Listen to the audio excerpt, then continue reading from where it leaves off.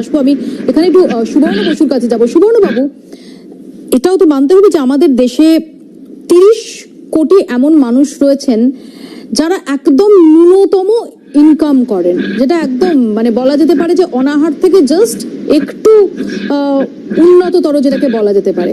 14 কোটির কাছাকাছি migrant, internal migrant workers আছে। আমরা অলরেডি পরিযায়ী শ্রমিকদের নিয়ে এত আলোচনা, এত বিতর্ক দেখছি।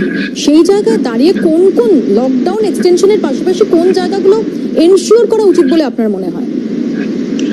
প্রথম কথা, লকডাউনটা এক্সটেন্ড যদি করার ডিসিশন নেওয়া থাকে এবং সেই ডিসিশনটা যেটা ডক্টর সরকার বললেন, কুণাল সরকার, এটা আমার মনে হয় পুরো বিজনেস ফ্যাটার্নিটি থেকে সাপোর্ট সবাই করবে।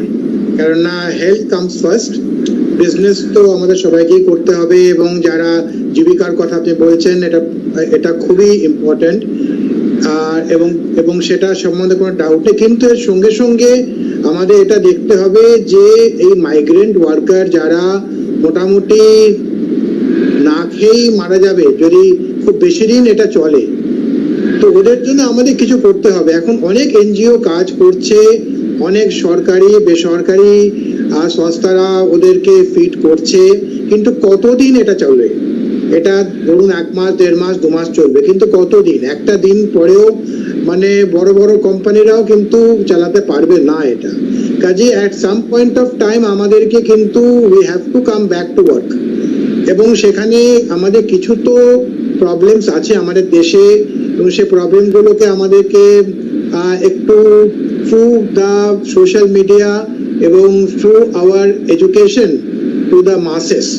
আমাদের দেশে প্রবলেম হচ্ছে শহরে বেশি প্রবলেমের থেকে রুরালেও প্রবলেম হবে। যেটা আপনি বললেন, যারা মাইগ্রেন্ট ওয়ার্কার, যারা ডেইলি ওয়ার্কার, যারা রিক্সা চালাচ্ছে, যারা ইস্ত্রি করছে, তারা কি করবে?